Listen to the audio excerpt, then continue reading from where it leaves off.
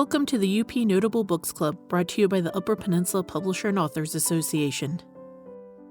Sue Harrison was raised in Michigan's Upper Peninsula and lives in Pickford with her husband Neil, a retired high school principal. A graduate of Pickford High School and Lake Superior State University, Harrison was named LSSU Distinguished Alumna and served 8 years on the university's Board of Regents. She was an adjunct instructor of creative writing and advanced creative writing and worked in the public relations department as the university writer and acting department head. Sue has written 6 novels set in ancient Alaska. Her other novels include Sisu, a National Advanced Readers book, and The Midwife's Touch, which was selected as a semifinalist in the 2023 Society of Midland Authors National Literary Awards Adult Fiction Competition. It was also an Amazon Top 10 bestseller and named a 2024 Upper Peninsula Notable Book. In 2023, she was inducted into the Upper Peninsula Literary Hall of Fame. Tonight, we are talking about rescuing Crash, the good dog, with Sue Harrison. And wow, I don't know about you guys, but I love this book. And I was telling Sue, having been a teacher for 24 years, an English teacher, I think this book is amazing because kind of for 3 reasons. She does a really good job at dropping in vocabulary that people might not know and then explaining what the word means without making you feel stupid. And that's a real hard thing to do, and she does it pretty well. Couple times in the book, like with biscotti, and there's a few other words too I noticed. So that's kind of fun. I also like that when I'm reading the book, I love when I see white space like this, and then I can turn the page, and I've read a whole page, even though it's only like a third of a page. It's just such a great feeling. It's like, whoa, look at me go, look at me read. I wish more authors incorporated the white space.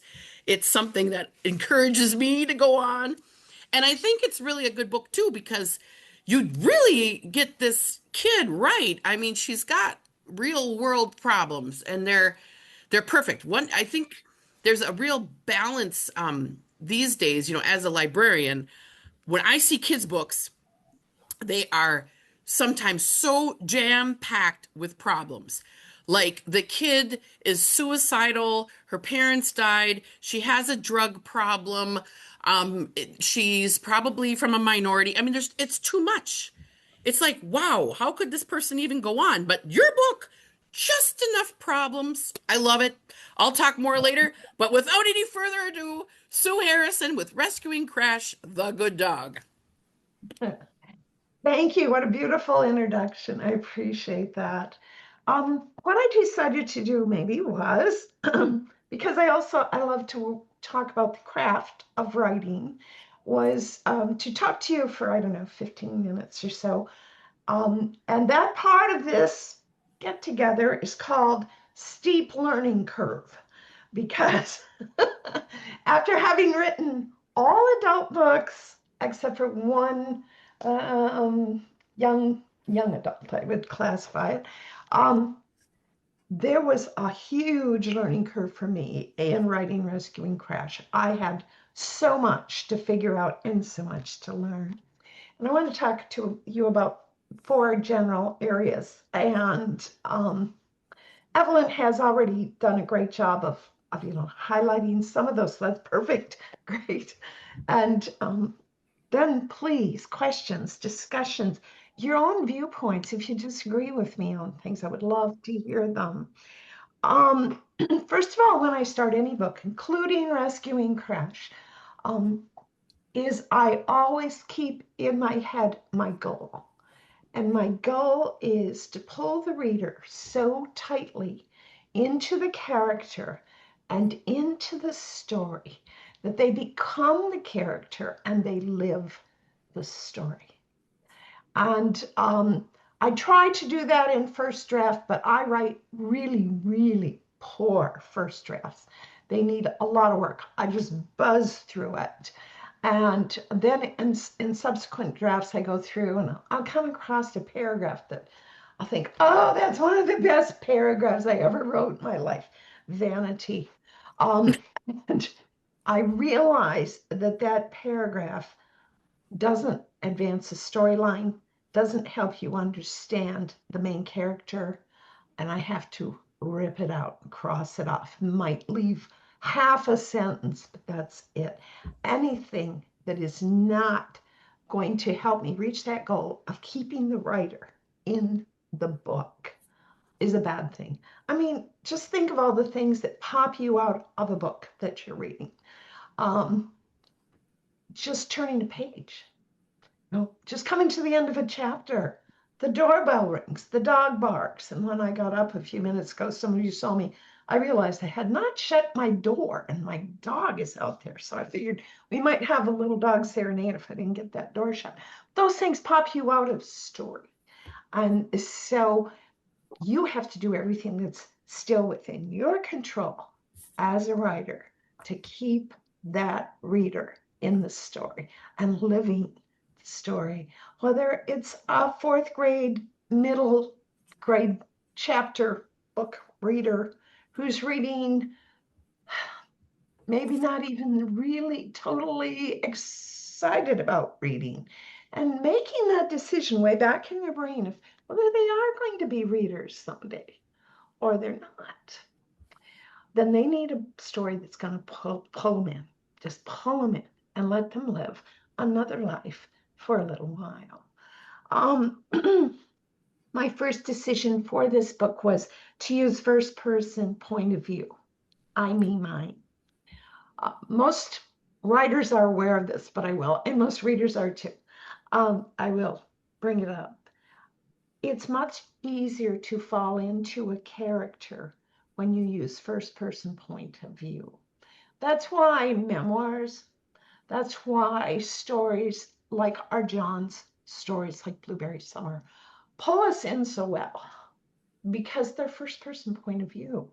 We become the character, whether it's fiction, nonfiction, or somewhere in between. And so I decided, for young readers who are trying to decide, do I really want to be a reader? And I want to get them into that character. And my main character, Britta, is a girl, and there will be boys reading this book. I need to use first person point of view to really pull them in. So from the very first page, now in my adult books, I usually use third person, not 100%, but usually. And the reason for that is that I want to get into more heads than just one. I have lots of viewpoints I want from lots of characters. And so I'll use third person because you can do that. You can go from one character to the next and get a wide worldview of whatever world you're creating. The very first page of Rescuing Crash starts like this, and it's Britta, who is the narrator, first person. We're arguing again. I yell, Dad, how could you eat all those cookies in 2 days? And he yells, why are you wearing shorts to school, Britta? Shorts? Aren't we talking about cookies? Now, this is me getting the reader into Britta, and right away we see she's got a little problem with her dad. And so you're getting into the story that way. Most middle grade kids are to that point in their life where they're forming tribes. We'll talk about that a little bit later. And they're leaving their family tribe to have schoolmate tribes, best friend tribes, boyfriend tribe, bus kids tribe, church tribes, school tribes, all these. And so she's pulling away from her dad. There's more reasons than just that. But the problem I've got then is that we can't figure out, me as the fourth grade, fifth grade reader, can't figure out much about the animals in the story. And there's 2 very important animals in this story. And of course, I don't know if you can see this. The first is our sweet Crash. She's an Australian Shepherd, 2 years old. And the second is Harold. and Harold is a cat owned by Britta's best friend. And in Britta's own words, Harold is horrible. So I need to have these animals have a little bit of personality. So there's a story behind it. We won't get into that, but Britta and her dad go to the animal pound in Sault Ste. Marie. Book is set in Sault Ste. Marie, Eastern EUP. And they adopt a dog. And Britta decides she wants this Australian Shepherd because the Australian Shepherd has mesmerizing blue eyes. And Britta's never seen a dog with blue eyes before. But she also feels a camaraderie with this dog. The big problem of this book is that Britta's mom has just left home a month before page 1. And so Britta and her dad are left together to try to forge a family structure. And her dad is not a great dad. He's always been the one that's off to work, left Britta, left mom. And so Britta is feeling very sad. She has a lot of problems with tears. She just started her 5th grade in the Sioux area middle school, and she's trying not to cry all the time. But anyway, so I'm going to give you a little bit of her mental idea of who Crash is. Here's Crash. She's at the pound. I squat on my haunches. Here, Crash, I call. Crash walks over in a dainty way, stepping carefully, like she's trying to balance on a tightrope. I can see her sadness. I can feel it. I look into those very strange, very blue eyes, and I know what she's telling herself. Don't cry. Don't cry. Don't you dare cry. And so there's this bond between a girl and a dog, both of whom have been rejected by their family. Britta by the family that had her and had to let her go to the pound, and the little girl whose mom left. So that's an idea of Crash. And throughout the book, and it's not all sad, a lot of times it's just a lot of hilarious fun, but throughout the book, Britta gives Crash thoughts in her own words. Now, here's Harold. Remember, Harold is horrible. He's a gray cat. And she and her dad are going out, and they're taking care of Harold in their own house for Britta's friend, Lucy Blackhawk. And so Britta says, I find Harold and his kitty climbing the house, and I explain what's going on. Harold is the kind of cat who likes to know the plan for the day, so he can organize his life. Okay then, Harold, see you soon, I say as Dad and I walk out the door. Harold says, hurt, which in cat means, see you later, alligator. Now, Harold is a very cool cat, as you might get from it. But if you're using current vocabulary of middle school students, which is another important thing, you would not say he's a cool cat. You would say he is fab. Okay, so that's another issue. Up-to-date vocabulary. My youngest granddaughter, Riley, Tanya's daughter, helped me with this book in a great many ways. And she helped me with the kind of vocabulary that kids use. Riley was 19 at the time that we were going through this. And she said, oh, no, Grandma, you don't say cool. You say fab.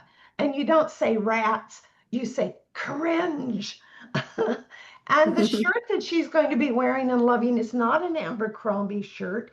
It is a Nike shirt. A Nike shirt.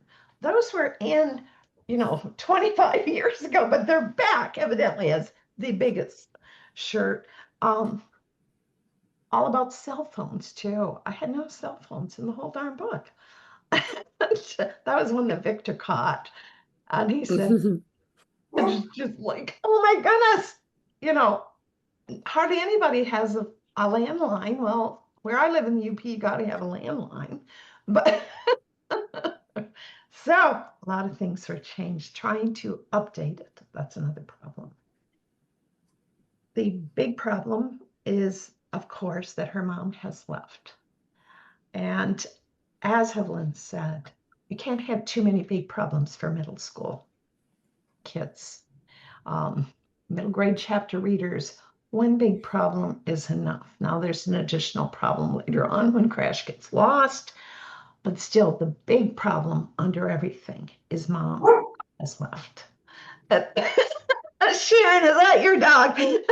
I know. I'll mute. Love it. I love it. That's the best. That's the best dog. If you haven't met Sharon's dog.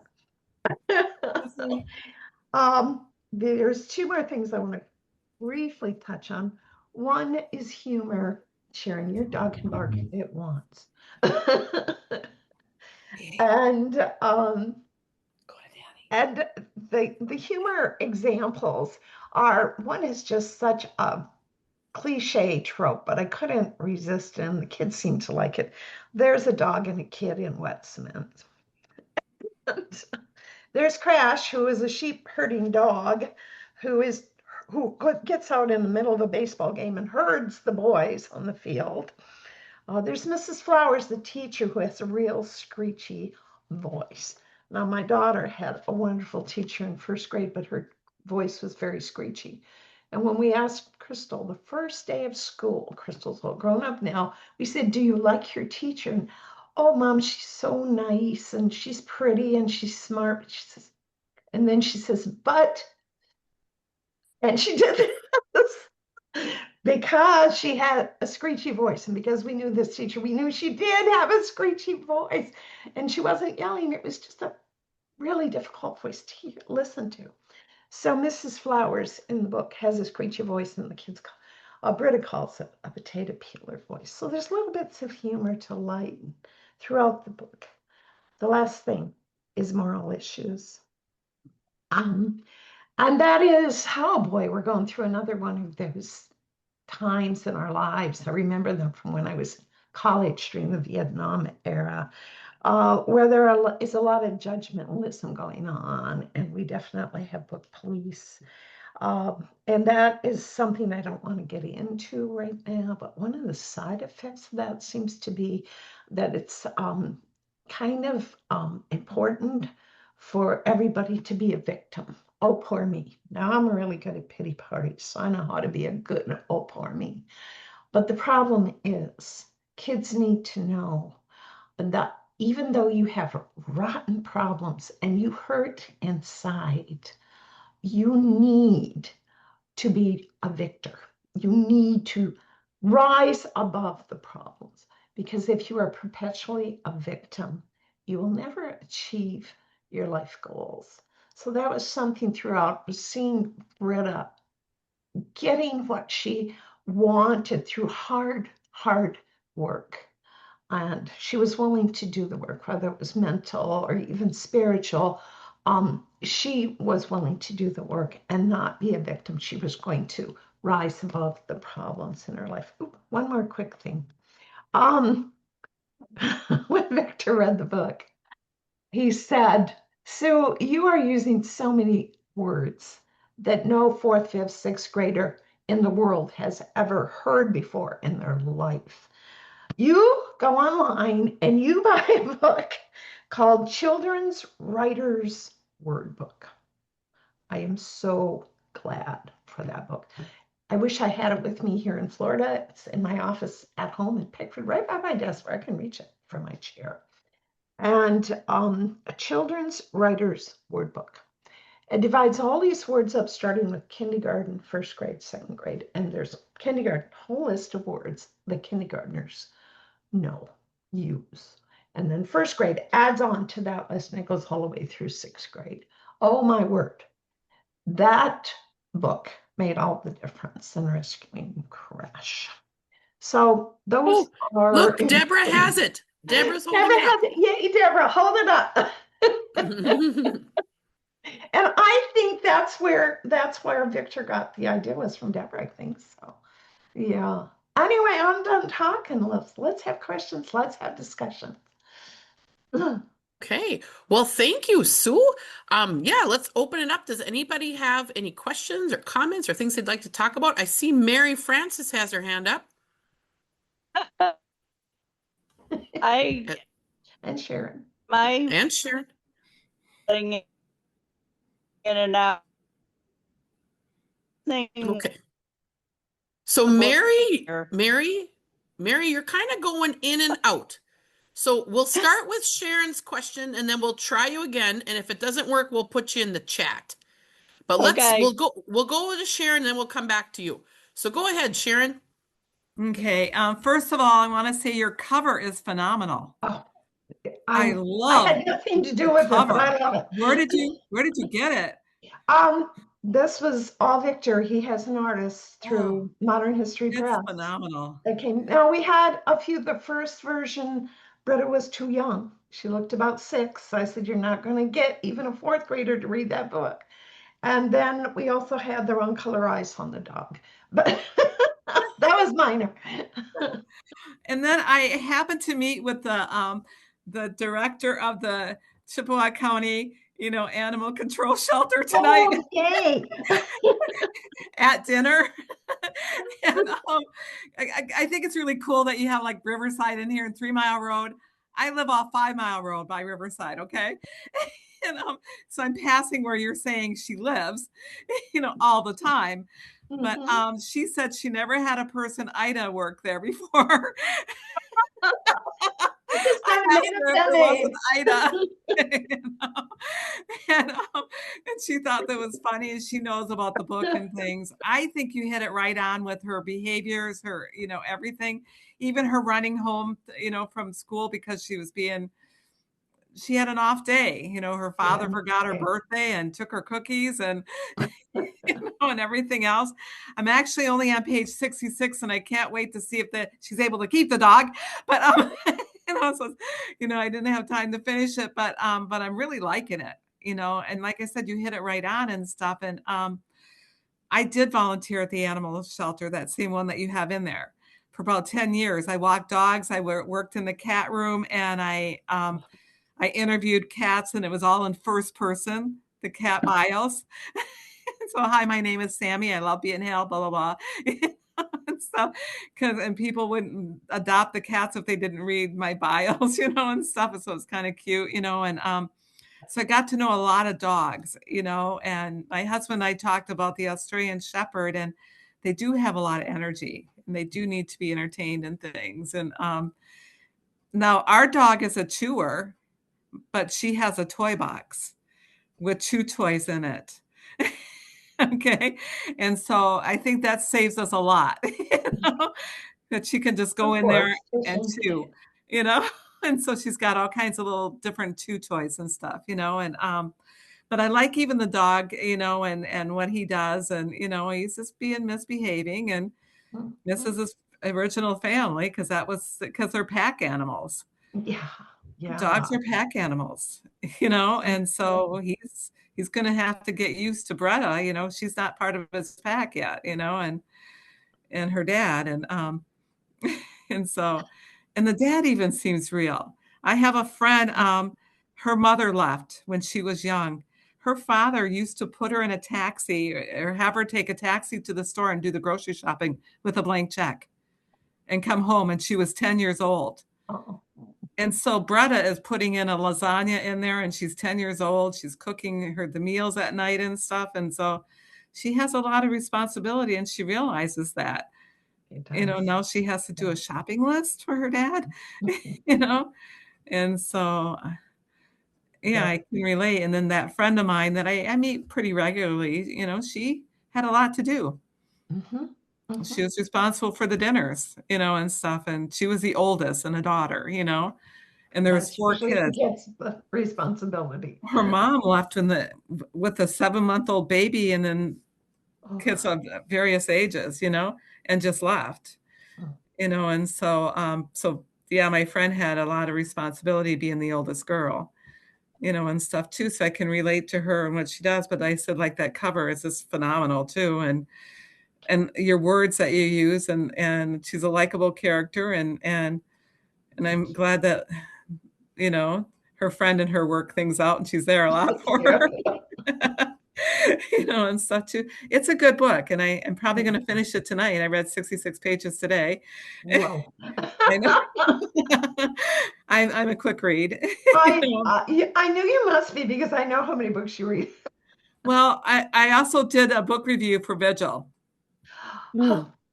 for the Upper Peninsula Publishers and Authors Association. So I know that poetry book quite well.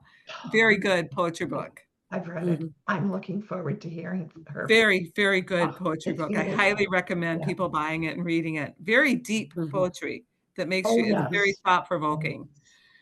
So yeah, you did a very good job in this book, and you got your feet wet. Are you going to do another one? I don't know. I've thought about it. I don't have a person yet.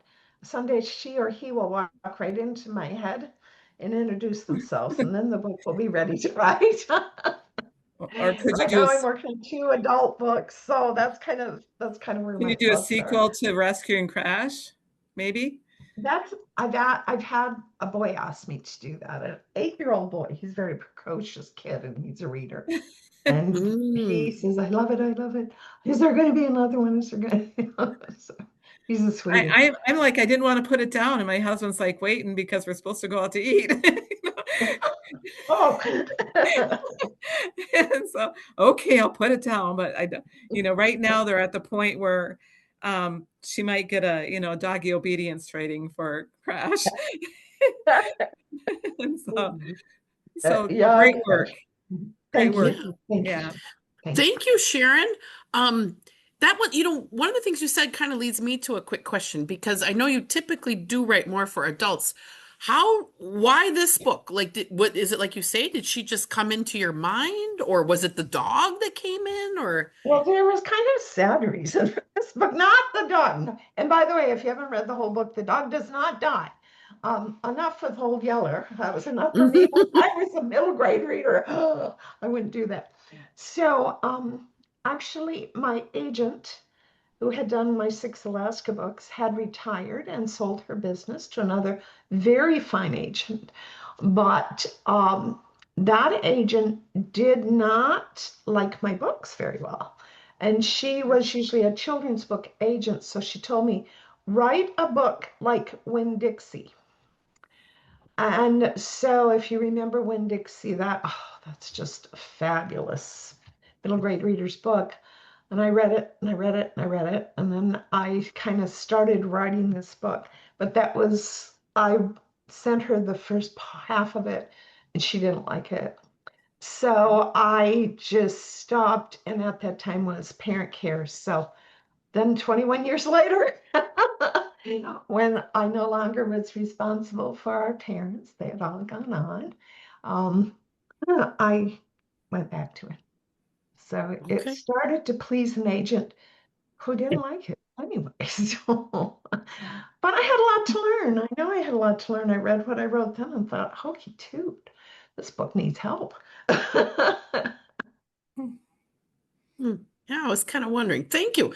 Any other questions out there? Comments? All right, John. John, you have to unmute. Okay. Am I on? You're on. Yeah. Okay. I wanted to ask you a couple of things. So as I told you before, I got the Storyteller trilogy for Christmas, and I'm reading through. And there's a very important dog in that story. Is it Bitter or Biter? Biter. Biter, yes. Yes. And he does die at the end. Oh, I know he does. The story. But I'm wondering if he helped you find your way into Crash too. Yes, he did. That was the first dog that I put in a book. Now, I've had dogs, my parents told me, since I was a year old. I do not remember our first dog. But, and my husband and I have always had dogs.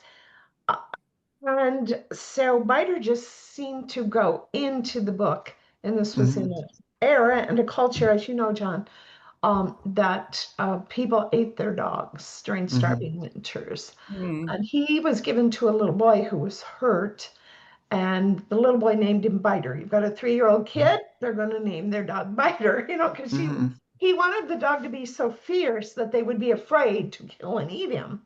And Biter never gets killed and eaten. He just has a very good, long doggy life and protects his boy all the time. To the And death at the end. yes, Yes, yes, yes, he gives his life for his boy, who by that time is grown. yes. But And yeah, that dog took my heart. I cried when I wrote the death scene, even though I knew it was him. And I cried when I edited it. And I think it did, lay a foundation for something I had no awareness of someday being a dog named Crash, The other thing that you mentioned in a post yesterday about the basketball game, and then mentioned about the joys of small time life, small town life, and when I was looking at both Crash and the Storyteller books, they're both about little communities on peninsulas. Yes, they are. I never thought of that. No, but that's what, yeah. that in a way, I mean, you're a small town girl whose understanding of small towns informs your writing about small towns. Well, likely it does. That's really all I've known most of my life. My first 5 years, my parents moved a lot. We lived in 8 different places before I turned 5. And we finally came to Pickford. My dad got a job as a teacher, moved the day before school started. I couldn't find my way home from the school because I was supposed to walk home. And so I had a great deal of trauma about living in a lot of different places. I didn't have any family close except my brother, my mom, and dad. My younger siblings weren't born yet. And I was a mess. I was a royal mess. I begged my mother every day, not to make me go to school for 2 years. And she made me go. Good for her. And so I finally, when I got old enough, I felt I had my claws into Pickford, and nobody's getting me out of this town because I know where I am. I know how to get home. I have made my own families here besides my family. I have other grandparents. I have other moms and dads. I have other siblings. They're still there for me. And I came from a wonderful family. So it wasn't because I didn't have great parents or great siblings or whatever. But it's just simply that I needed that small town life. And I think I've needed it the rest of my life. So I guess that's why I write about it. It's who I am. And your characters are looking for what you looked for, and you found it. Not all of them did. That's true. That's true. They don't all find it, which is sad. No. But most of them do. Yes, yes, yes. I just want to tell Sharon, your camera's pointing up at the ceiling. I can see your hair and your ceiling. There you are. There we go. I can see most of her, but I'm used to Sorry. short.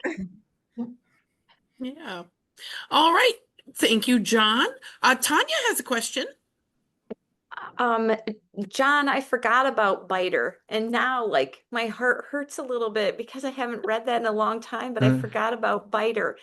But Mom, I don't think I asked you this question ever. When I think about the progression of your writing, and then when you wrote Sisu, and the main character, he's on his own quest, and learning about who he is and what's happening to him. And now I'm thinking about Britta, and it's a different kind of quest in learning who she is. And is there any connection between like your thought process from Sisu to your thought process about growing a young girl like Britta to be a young woman almost by the end of the book? She grows so much and learns about what's important to her. Thank you for that question. Sisu is kind of the forgotten book I've written. It was a junior high type book that I wrote in the middle of Brother Wind, which is my third Alaska book. I got stuck in the middle of Brotherhood. I'd never had it happen before. I've not had it happen since. I hope it never does again. And I didn't know where I was going to go with the plot. And one day I just sat down and started writing, and I wrote half of that book in just one day, which is not me. I'm a very slow writer. And about Sisu is about a young man who lives in a made-up town that's kind of between where Pickford and Rudyard are, if you know where anything about the Eastern Upper Peninsula. And he is diagnosed with juvenile onset diabetes type 1. And so he goes through a huge period of denial, and he runs away from home because he's sure he doesn't have anything wrong with him. And of course, he goes through adventures. He gets back home and he's fine. And he realizes at the end, it says, because I know that home is where I am. And so, whatever happens to him, he's still home. And again, that's back to my very great need for a place I call home. And so anyway, Sisu has a lot of problems. I did not have anyone to guide me through what I should be writing for junior high. And I based a lot of it on the Iliad and the Odyssey, basically the Odyssey. And there are more than 100 references throughout the book to the Odyssey.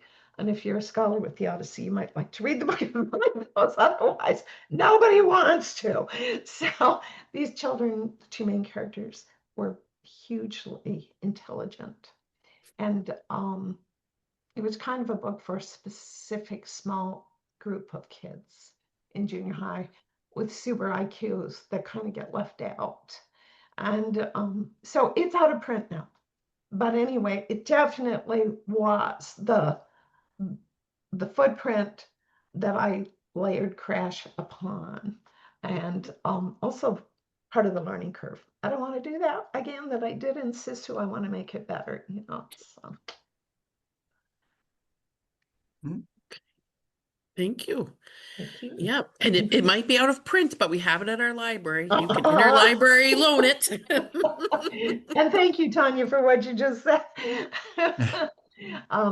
It was an advanced readers, national advanced readers book. So, it did get some recognition. So.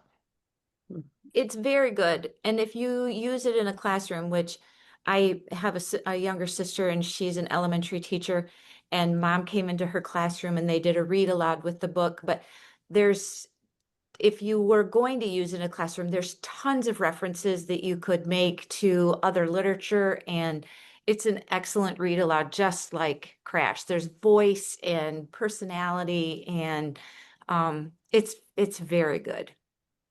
I love it. When I was reading this one, I kept thinking this would be a great book to teach. I really, it's really good. And I don't know. I've just read, well, having taught those ages for so many years, you read so much, and it's hard. Well, Anne Dahlman does it too, another UP writer. She's very good at getting it right, because it's a hard age to, you really have to have just enough adult stuff, but that it can't go too far. But you can't baby kids either, and you don't. So I mean, for someone who's only written a few middle school books, I think you maybe missed your calling. I mean, they're good. I really like them. So, all right, Eileen has a question.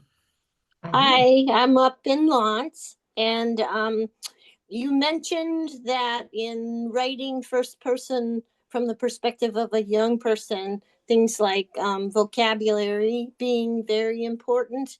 Other things that you think about, or other tips when you are writing from a young person's perspective like that?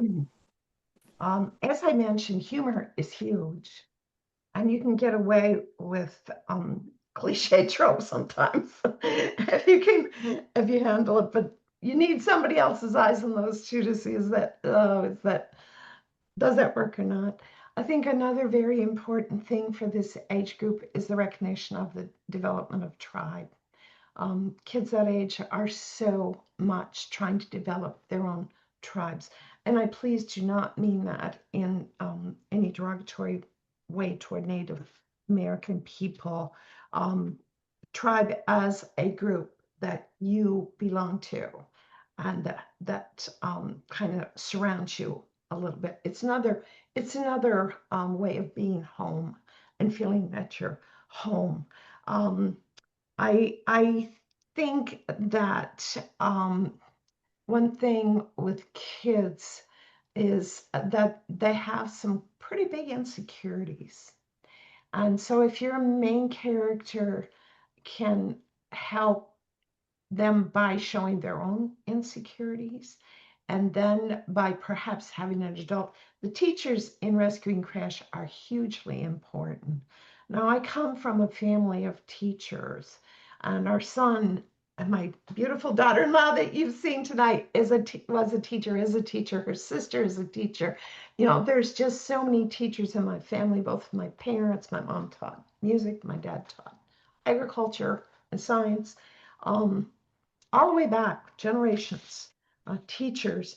So the teachers come in and they support Britta, especially once Crash is lost. The kids are all yelling about, Crash, let's find Crash. And the teacher comes in and everybody freezes because they think they're going to be in trouble. But the teacher is so into this and says, okay, have you found Crash yet? What's happening with Crash? And when they find Crash, the teacher is so excited, just like the kids are. So in that way, the school becomes another tribe and the teacher becomes part of the tribe. And this is the adult influence. Also, Britta's dad isn't a dweeb throughout the whole book. Britta's dad really changes and becomes a very supportive parent.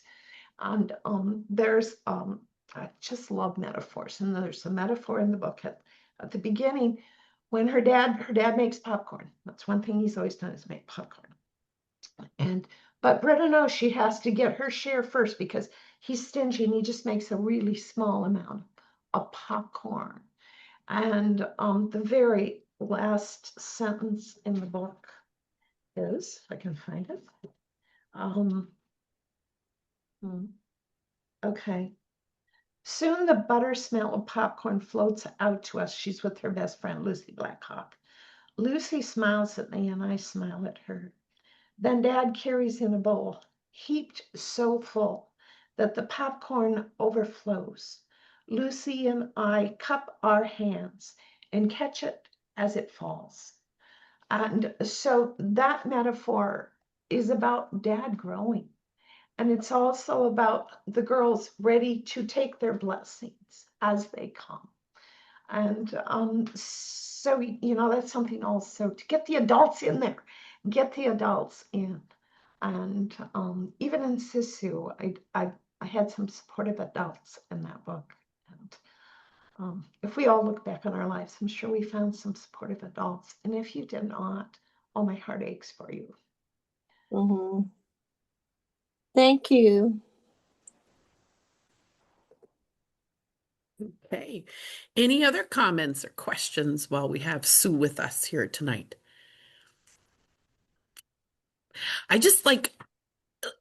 You're a master, Sue. I just have to show everybody this paragraph here. So where are we? We're on page 53. And you have here, and I have to kind of show it so you can see. You say wasabi like this. Wasabi. It's a green sauce and it burns your tongue as bad as a hot pepper. I have tasted wasabi only once, and once was enough. So it's like in one paragraph, you're teaching us something, you're showing us how to say it, and then it's funny too. Like it's very good. I mean, that's just one example of many in the book, but thank you. If you haven't read Rescuing Crash, I really think those of you who are listening tonight, don't be, of course I was a teacher for 24 years and now I work in the library. And one thing I notice is that there are a lot of adult readers that are very hesitant to read anything for children whatsoever, like poo-poo, like I'm older than that. But my best readers, are always getting a book out of the kids section or the young adult section. And I think if you haven't read this book and you think it's beneath you, it's not. It's really good. You will like it. You Thank will you so like it. much. So don't be Can I talk about the same page? sure where she talks about regalia. Yes. Yes. You're missing that too. Here is something Lucy taught me. The special clothes first Americans wear for powwows are never called costumes.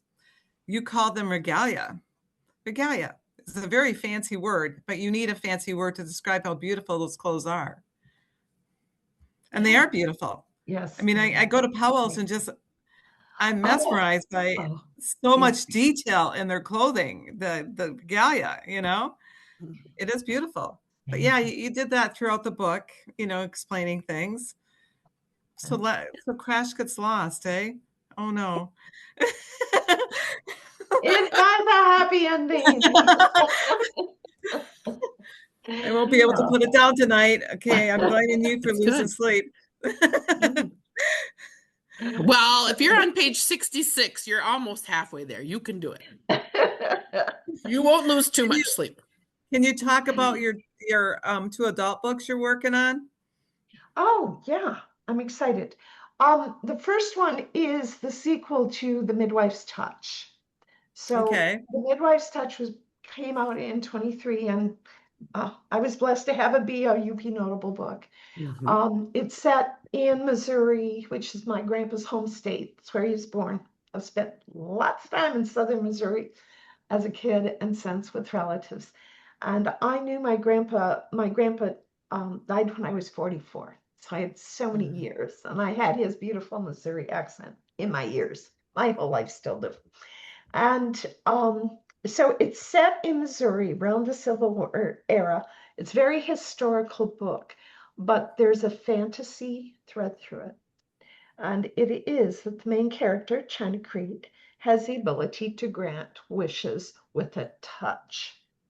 It's not the wishes she wants to grant, it's the wishes the person she touches wants granted. And of course, all of that is a metaphor. This book is a huge metaphor. So anyone who thinks, oh, what a way to ruin a historical, please see it first as a metaphor. So the sequel to this book takes place within a day of the last words of the first book, and it's called The Midwife's Escape. There are bad guys, of course. Part of the first book is set in New York City during the Gilded Age. That was fun to research and write. That book is coming out December 8th from the same press that brought out the other book, Open Road Integrated Media of New York.